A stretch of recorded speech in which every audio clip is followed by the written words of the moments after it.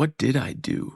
Is there something that I did that led to this tragedy? And if you're listening to this and you think, gee, this is completely irrational, I get it. But grief sometimes isn't rational, and you try to give yourself answers. That's why there are things that exist that try and explain the unexplainable. And we've been doing it as humans for thousands and thousands of years, and we still do it. You just lost your loved one. Now what? Welcome to the Grief and Life podcast, where we explore this new reality through grief-colored lenses. Openly, authentically, I'm your host, Nina Rodriguez. Let's get started. Hello and welcome back to Grief and Light. My name is Nina Rodriguez and I am your host. And today's guest is Ben Forman, a filmmaker whose life and work has been shaped by both storytelling and loss. After nearly a decade in Los Angeles, directing, writing, producing projects with companies like Nickelodeon, Amazon, HGTV, Hulu, Netflix, and other renowned companies, the sudden loss of his brother Sam in 2022 shifted everything. He returned to Boston to create Higher Calling, a deeply personal film about love, loss, adventure therapy, and the ways we find healing through art, nature, and connection. Ben, welcome to Grief and Light. Thank you so much for having me. It is an absolute honor. And I have been privy to this beautiful film that you have created called Higher Calling, and we'll get to that. But first, I want to get to know more about you, about Sam. How did grief become a part of your story? Well, this journey for me, this chapter of my life began on January 8th, 2022. And it was around 7:30 a.m. California time, and I got a call from my mother. And immediately I knew something terrible had happened. You could hear it in her voice from the beginning. She said, "Ben, Sam's died." And the emotion that you, Nina, that folks who have experienced this sudden tragic loss, the first feeling is disbelief. And there's this thing that happened to my brain that makes that day in particular so much more memorable. Your nervous system is on 110%, and your brain is impressionable in a way that normal days it's not. And that day felt like a 40-hour day, getting on that flight without agency, being tortured, having to be passive in a time where all you wanted to do was be there for your family and feel like you could do as much as you could with what you were facing. And frankly speaking, I would have preferred to drive from Los Angeles to Boston just because it felt like I could do something as irrational as it was. And I know, having listened to this podcast, your experience driving after getting that call about Joseph certainly has trace elements of what I went through.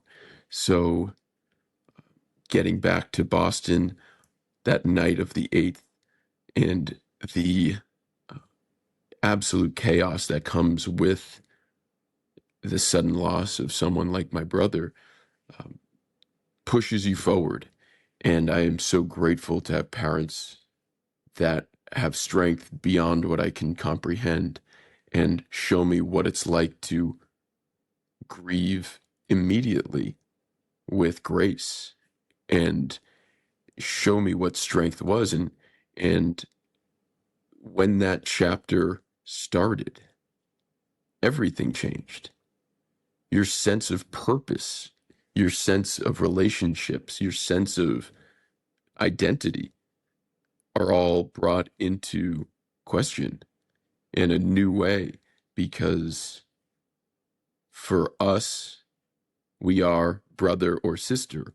And it took a while to realize that that is still the case, even though I'm no longer, Sam is no longer living.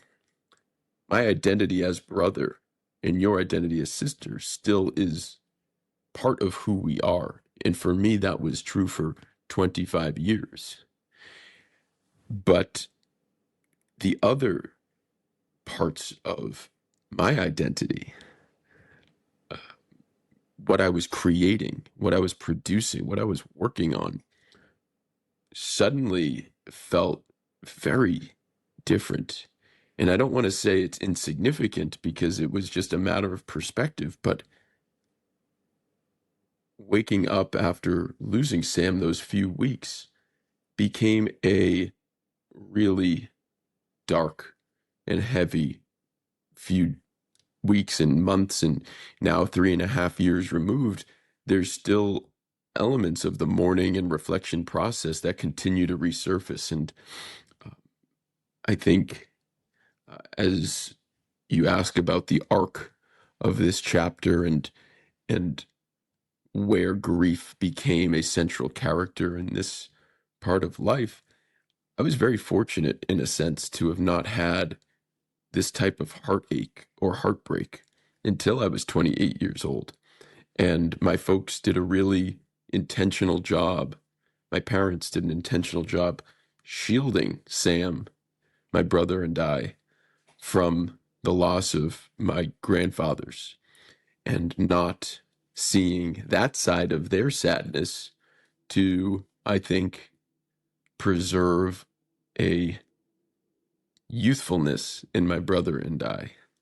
And I certainly feel now that there was a wonderful gift in how they navigated their grief of my mother and father, the grief around losing their fathers. And at the same time, I can't help but have felt completely unprepared for loss in my brother because I had not grappled with those emotions when I was 13 years old and when my grandfathers passed within a year of each other. So for this to not just happen, but happen tragically and suddenly and inexplicably, because, your parents are supposed to die before your brothers. And not to sound callous, but the order of life felt completely upside down. So all of those things combined to really rock me to my core. And that's where it began. Thank you for your honesty and for sharing all these different aspects. I love how you talk about the identity because in the film, I don't want to give too much away, but it opens up with these beautiful clips of your early childhood days with Sam and just that sibling bond being formed as children, which is the part that we miss. And if I understood correctly, he was your only sibling. So there's also that added layer of siblings inform who we are in the world, how we show up in the world, and losing that is incredibly disoriented. So talk to us about your identity shift before and after the loss of Sam. The hardest part about the evolving identity was that we were never closer than we were when he died. And so much of that childhood rivalry, the sibling rivalry, we had been able to outgrow that and become more than brothers in our 20s and become, for me, he was my best friend. And to have someone without judgment, completely unconditionally pick up your phone calls and vice versa and talk and have such shared history that it is just incredibly comfortable. And there is a willingness to just connect with someone like that, which I can't feel even with my parents. And to have that now gone meant and still means that I now have to completely rebuild my toolkit for how I show up for friends, for family members, for myself, so that the hole in my heart that Sam occupied and still does is not a weight, but somehow a unlock for new growth, because I hold a mirror to myself and realize I want to still be someone who experiences life and pushes the boundaries of life and learns deeply and stays curious and doesn't totally close off and look inward at the hole in my heart, but try then to use it as a guiding hand to become a different and I think in some ways better, but certainly different. And that's certainly one of the more tortured parts of grief, is trying to reconcile if life will ever be better than when you lived with, Joseph, or for me, Sam. And it feels very upside down or perverse to think that somehow someday life will be better than when things were. But I've given myself permission through time and through, expression through film and constant confrontation around my brother and the loss, that maybe things will one day be better somehow. I don't know how, but just keeping that perspective allows for some of the things that were very present in part of my relationship when Sam was alive and with him to come back a little bit in a different permutation, in a different way, that allows me to, I think, keep Sam really close nonetheless, um, without having him on the other side of the phone. Thank you. And I love that you addressed the part about giving yourself permission, giving ourselves permission to not necessarily say, yes, for sure, my life is going to be better, just to leave the door open to possibility of what that may look like and extend that grace to ourselves in terms of, it may not feel like that right now. I may not even understand it right now, but I leave the door open for that possibility. Because in loss in general, but also in sibling loss, especially when you lose an only sibling, the survivor's guilt is so real. And it's something you address in the film. And I'm curious how that has evolved for you. And I love how you say that you can now relate to Sam, even though he's not physically here. I had a guest who said, we get to carry their love light forward. So you are carrying Sam's love light forward through your work. But talk to us about that survivor's guilt in the early days and how maybe that has shifted since 2022. Totally. Yeah. Well, you use the word possibility. And I think the possibility of what could be is really the root of my heartache, perhaps to the biggest extent, because that is this mystery. It's a beautiful mystery. It also could be a really haunting mystery, but it's still something that is ripe with possibility. And you just don't know what it would become. And now we'll never know. And I think that sense of guilt uh, is connected to the possibility, because I am Sam's older brother. I'll always be, excuse me,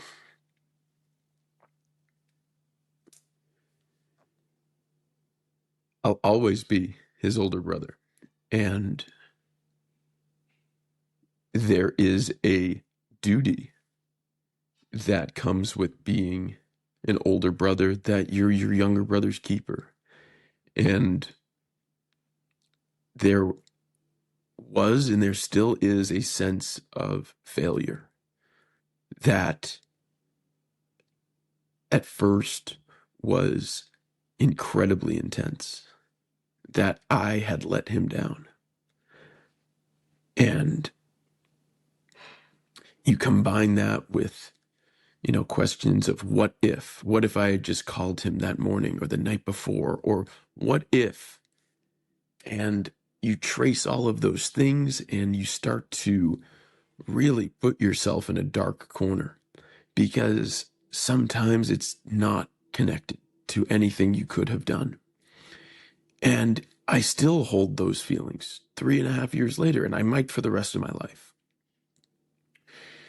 And as I was in that spiral, thinking about, well, what if? You start to trace your karma. And if there is such thing, which is what this film confronts in a way, is what did I do? Is there something that I did that led to this tragedy? And if you're listening to this and you think, gee, this is completely irrational, I get it. But grief sometimes isn't rational, and you try to give yourself answers. That's why there are things that exist that try and explain the unexplainable. And we've been doing it as humans for thousands and thousands of years, and we still do it. And that's because it feels good.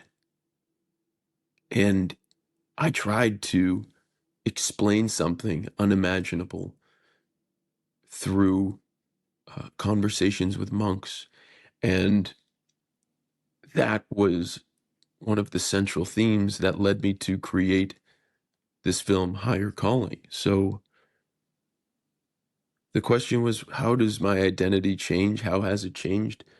It has changed massively in terms of my perspective on what's important about me, who I want to become because of what's occurred in my life, and how I want to spend my time, what I want to think about. There's a, a beauty that comes from tragedy. People come together, and at least from my perspective, I was able to really hold myself to a different standard of what I want to be focusing on. And and I I feel grateful to the people around me, and in a weird way to Sam for giving me this opportunity.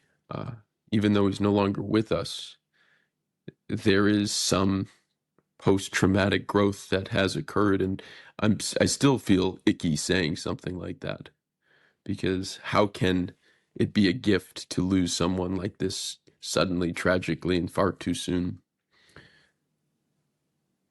Yet somehow uh, there is a blessing, because I still remember Sam and keep him close. I'm sitting here nodding my head. I don't know if you're listening or watching, but if you're listening, I'm just sitting here nodding my head, yes, yes, yes, because and my sister heart just understands on such a profound level every word that you have said, the inner conflict and also the pain and also the love, all the things at once. I completely agree. For the longest time, the words resilience, post-traumatic growth, meaning, all these things felt sharp against my heart. I was angry at people who brought that up, honestly. With some distance, I realized the loss wasn't, in my opinion, the loss wasn't for any particular reason. It was more, what do we decide to make of this through how we live our lives? And that differs person to person, and how we do that and what we choose to do or not is extremely personal.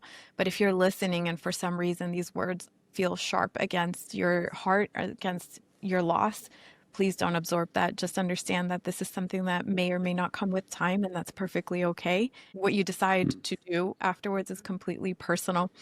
And you touched on the conversations with the monks and talking about karma, but for context, the film is essentially a documentary of a trip you and two of your chosen brothers embarked on in the Himalayas. I mean, it just sounds so epic, but it was so much more than that because, in my understanding, you have had motorcycle therapy before. So please share with our audience, A, what is motorcycle therapy?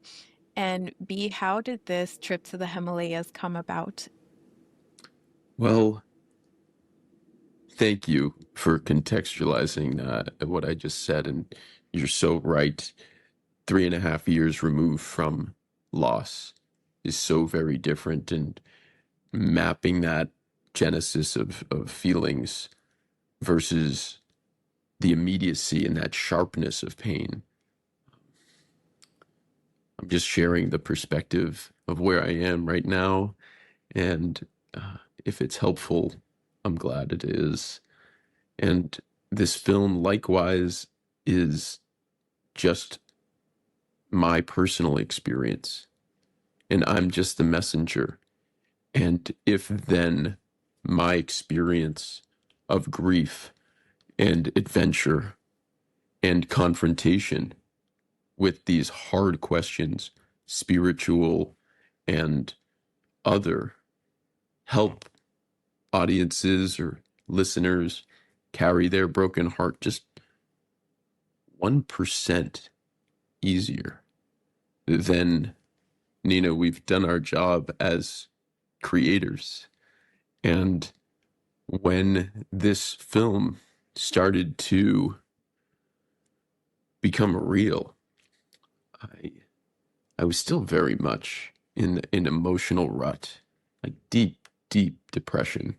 And I didn't know it was that because I'd never experienced it. And I think my friends who are in the film, Kurt Myers and Kyle Tevlin, I think they sensed that. And Kurt, as he talks about in the film, lost his father too soon in 2019. And that's what friends do. They show up for you in ways that might be self-evident, but are difficult. And even if they don't know how to, simply showing the love and support is exactly sometimes what you need to just find one morsel of strength in your day to get you through. And when they reached out and said, Ben, do you want to go? Do you want to go to the Himalayas? Should we do it? Are you up for it? I said, yeah, because that's the type of person I am. But I also knew that it would have to be different from previous motorbike trips. It would have to be more connected to the feelings of what was going on. And I thought maybe this is something where if we capture it, it can be a powerful tool to help other people pull through their grief in a slightly more graceful way or a slightly more thoughtful way when it comes to how they walk through their grief. So I considered bringing a film crew up and networking to find some of the most brilliant filmmakers I've ever worked with in Mumbai, India, and worked with them to get them up to the northernmost part of India in the state of Ladakh. And it was there where I knew in the cradle of the Himalayas, Buddhism was native. And my heritage, very different, does not include Buddhism. And I didn't want to go there thinking I was suddenly going to learn everything about Buddhism or adopt the monastic lifestyle. I wasn't trying to do that. I knew that I had a strong foundation, but it just wasn't helping me in this moment of heartache. So I went and started and met with a monk on the first night of being in India. And he said, suffering is a creation of your own mind.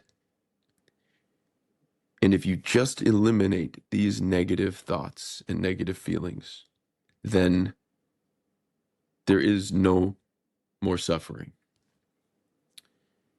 And that was really hard to hear, because as I extrapolate and abstract away from that and put myself into my upbringing, I think, gosh, is it my fault that I'm feeling this way? Because that's how it landed on me. And whether or not that's what he meant is a different conversation. But to me, it made it seem like, oh my goodness, my heartache is because I loved my brother. And if I only hadn't loved him, I wouldn't feel this way. And that initial conversation launched me for the next 2 weeks riding motorbikes through the mountains, through snow and rain and heat, up to 18,000 feet, down to 6,000 feet, and everything in the middle, with this thread of, if love and attachment, as Buddhist perspective would say, if attachment is the root of suffering, how then can I live a life full of love and meaning? And over the course of the film, as you saw, that central question revealed to me that the suffering, the pain, is really just a ledger for how much you let yourself care. And the pain is something, as twisted as it might sound, is something that you should celebrate, because it signifies that, in fact, you risked your heartache to love this person and to care deeply and stick your neck out and do the things and be vulnerable. Because when those things occur, the pain is sharp and it hurts. And the deeper the pain, the more you let yourself love. And once that occurred to me, it became clear that I should not reject the suffering. I should find a way to embrace it, because in a way it brings me even closer to Sam. And through art and through this creative process, I've been able to channel that pain in a productive way, in an artful way, in a way that hopefully can be a resource for folks who have experienced what you and I have been through. And if that's the case, then, well, then all the sacrifice and all the effort was worth it. Absolutely. And I remember, first of all, the film is stunning, visually stunning. And you really truly feel like you're on the journey. I felt like I was on the journey with you, Thank you. almost to the point where I was like, how logistically did they film this? Because you're going, up and down these terrains in crazy weather, barely paved roads, if any, and these stunning scenic shots and, aerial shots, shots from what felt like, a bike in front of you, just taking uh, the scenery in of the three of you riding your motorcycles. And I was like, how did they even do this? But I want to ask you, you kind of touched on this just now, but maybe amplify. At the beginning of the film, you ask, what could these 10 days teach me to help me carry my broken heart? What Mm. could these 10 days teach me to help me carry my broken heart? So how would you answer that question today without maybe any spoilers, because you do have to watch the film for the full answer? But maybe today, what would an answer sound like? These mountains, these Himalayan mountains, though part of this journey and a character in this journey, could be replaced with any mountain or any backwoods or any place, because if you allow yourself to get away, to be in nature, to get uncomfortable, because I have to tell you, when it's snowing and you're at 16,000 feet, the crew from Mumbai had never seen snow before. I grew up in the Boston area, so I've seen snow, but these filmmakers had not, which should give you an indication of just how much how far we were outside our comfort zone. And I think whenever there's that sense of uncertainty, can we do it? And you're tested. Are we going to push our boundaries?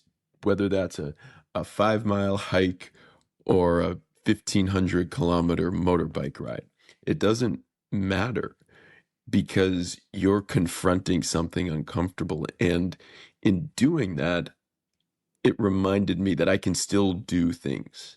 I can still push myself, even without Sam. I can still be uncomfortable. I can still grow, even if it's something as simple as, gee, I got up, I put my pants on, I rode my motorbike down the road. And the harder the thing is that we face in the wake of loss, the more we can remind ourselves of that inner strength. And that's hard. That was really hard. And it still is. Immediately after losing Sam, God, it felt like anything was impossible and everything was meaningless. And as you start to rebuild yourself, those 10 days in the mountains gave me such a gift, because it it reminded me of what I'm capable of, even in the most simple sense. And then as the process, rippled out, uh, I'm capable of making films. I'm capable of writing. I'm capable of doing all sorts of things that go into the filmmaking process. And you build yourself up through being out in the world and being a little uncomfortable. Um, because I think that's where you do a few things, but you remind yourself of who you are and what you're capable of. And sometimes you lose yourself in the loss, and I certainly did. And one thing I want to underscore is the contrast that I was able to feel in those 10 days in the mountains. And I think when I say pain and the suffering is the inverse of how much you let yourself love whoever it is you lost. Likewise, going through in grief is really intense, in the contrast, the ups and downs, the intense laughter with the intense sadness in short order of one another occur really, really fast. And then over time, it slowly becomes less and less sporadic. And I think being compressed in 10 days in those mountains, suddenly I'm smiling, I'm riding, the sun is out, everything's good. And because of the climate of those mountains, in the afternoon, it's 42 degrees and raining and freezing, and we're going through glacial rivers. And the contrast of the environment impacted the contrast of what was going on in my head and in my heart, because I felt sad and rudderless when things were going bad.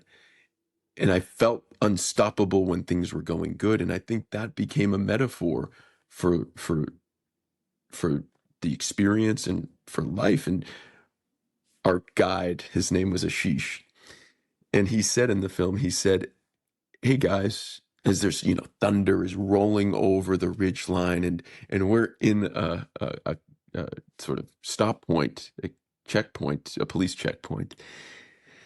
And he's encouraging us. He says, "Guys, it's not rain." And we're hearing like the rolling thunder coming over. Like, it certainly sounds like rain. He says, "Guys, but seriously, anybody can ride in the sun." And that became our mantra, because it's true. When things are good, anybody can ride in the sun, and it's easy and it's downhill and the wind's at your back. But when things are hard and you do experience loss, which we all do, and that's something universal about this film, as personal of a journey as it is for everybody. That notion that when it's raining out, can you still ride, is something I got from those mountains in a really powerful way. And I want to just dovetail into one more thought, Nina, if it's okay. Absolutely. This film is about resilience. It's about what you do once hardship and tragedy has impacted you. And what I'm working on now to create is a film about resistance. And resistance in the sense that, how do you fortify yourself? How do you defend against something inevitable? What are those tools that allow you to become resistant, to become proofed of things that will ultimately impact you? And I think there are so many interesting topics because anthropologically and historically going to a different region of the world and looking at culture from the lens of life and loss and bringing it into a conversation around grief to enable a more nuanced conversation that's geared towards healing and growth and not sadness all the time is something that I frankly admire you immensely for taking this charge and and creating this podcast, because this is this is the path towards a society where we're not so focused on the short term. We're not just focused on, oh my God, I feel sad today. This sad thing happened to me, but you can actually give yourself grace to zoom out and say, then if I'm able to confront this tragedy, my medium and long term will be hopefully wonderful. Thank you for highlighting that because it absolutely is. We're conditioned to expect instant gratification, instant answers, everything at our arm's reach. Grief thrusts us into living in the both and of life, in the living with the questions. You addressed that earlier, that sometimes we won't have the answers. And we do sometimes fall into what if spirals, and we do have to live with more questions sometimes. Something like an answer comes in how we choose to live our lives afterwards. It's so beautiful that you said that this invites nuance, and the film itself. Now, as you were talking, I was remembering some scenes, and I remember, oh my gosh, the entire journey is grief, right? The ups, the downs, the joy, the sorrow, the disappointment, the brotherhood, the support, and even your guide, who I love. You're not even in the same country. You're not even of the same culture or background or life experiences. And yet there was a sensitivity that he understood deeply what you were going through. I'm getting chills saying this, but like, I love the way that your friends, I'm saying like your chosen brothers, like your friends supported you through mere presence, less words, more presence. And even at one point where I could feel, there was a scene where you had to decide whether or not you're camping out in this one area, but the weather was horrible. And they're like, yeah, no, we're not doing that. You're like, I say we go. And I could relate to you because in grief, your perspective on what maybe you would have done had you not been grieving would have been different. But in that moment, I could totally be like, yeah, I get why he would have wanted this decision. So anyway, I'm kind of speaking abstractly here because you have to watch the film for context, but it's so beautiful how you took the viewer on this journey with you. And it's one of the most effective films that I've seen do it with very little words, because you are writing most of the time. Most of the film is the journey. And that is incredibly powerful. So thank you for taking us there, and for showcasing so many aspects of it in such an honest light without being over the top. Like, there was no drama. It was very honest, and I absolutely love it. So I'll stop there. But I do want to ask about motorcycle therapy and, Uh, allowing nature to nurture you. I think I touched on it before, but one thing really stood out. You I'm paraphrasing here, but in one scene you say riding a motorcycle means you have to be in the present because you never know what's around the corner. Would you say that's a metaphor for how you live life or navigate life after loss? I think there's no question. And thank you so much for those kind words about the film. The fact that it was able to immerse you in the experience means so much. That was the goal.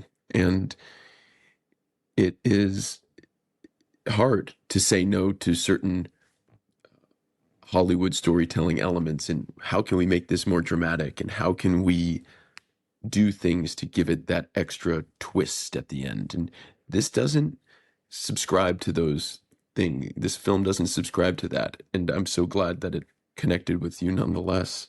And I hope it does for audiences too. And with adventure therapy and being present on the bike, it's quite literally a forced choice, because if you start to wander, your brain starts to go somewhere else. You quite literally run the risk of peril because you're not where your two wheels are.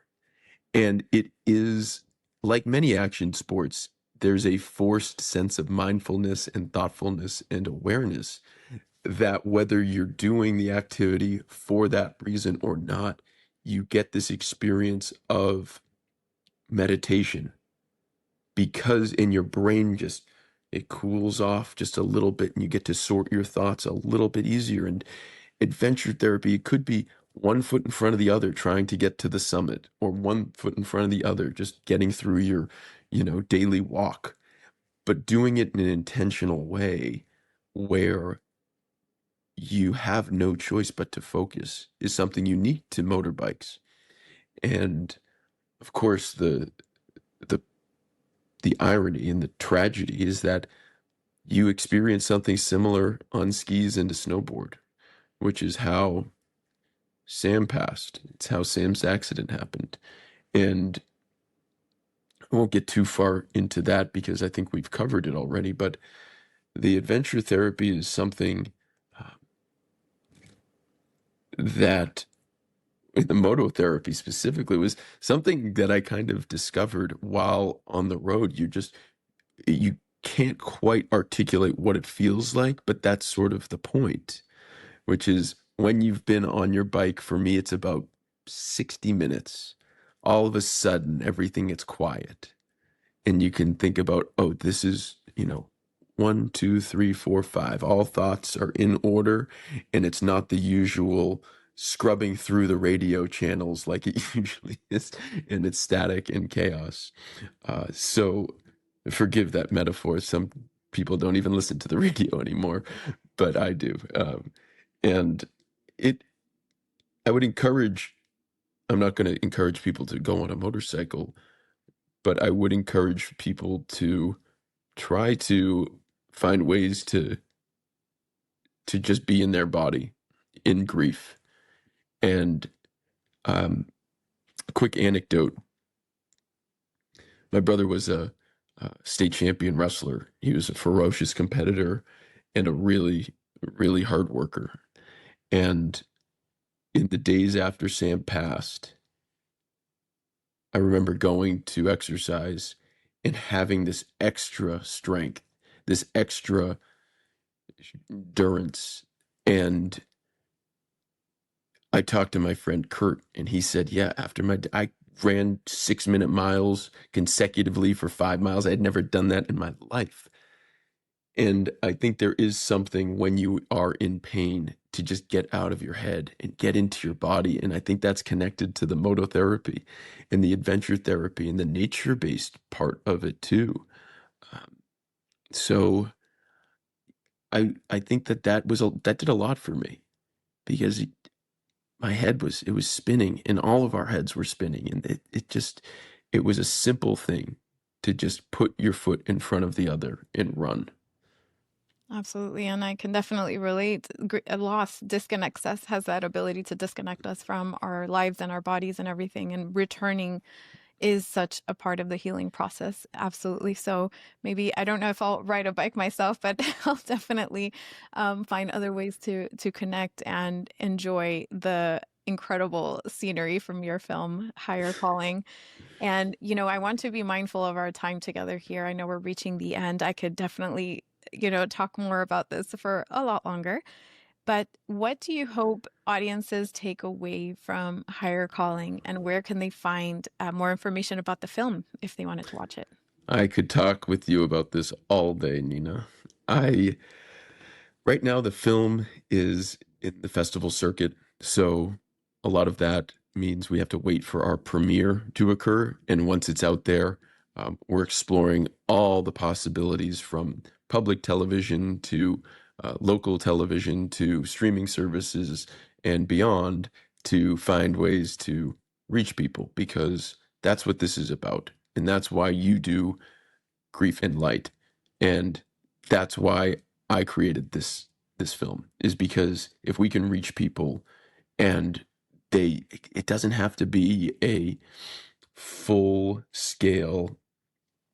I want to take everything from this podcast. I want to take everything from this film and bring it to.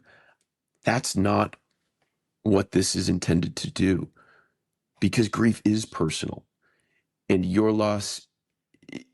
I don't, in fact, want people to compare grief. I don't think that's healthy. But I do want people to recognize that there are things that you can do to get yourself a little bit stronger, a little bit less stuck. And this was my experience doing that. And in this film, whether it's the spirituality, whether it's the adventure, or whether it's some of the meditations on grief and on the questions that I grappled with, that audiences walk away and hopefully look at that and remember maybe that is something I can do or I can think about that will get me just 1% better for tomorrow or the day after when that sharp pain hits me in my chest. So it's coming. The film's coming. And hopefully, knock on wood, that a sequel will be coming too. So exciting things. But so grateful to connect with you, Nina. So glad to be a part of this really important project that you've built. And I look forward to meeting you and sharing this film with you, whether it's in Miami at a festival down there or elsewhere. But thank you from the bottom of my heart. Thank you. Likewise, it has been an absolute honor, and absolutely let me know if you're ever in Miami and we can promote the film and the sequel. We'll stay tuned for that one. Let's go higher calling first, and then we could have a follow-up conversation thereafter. Final question, short answer if you like. What would Ben today say to Ben after getting that call in 2022?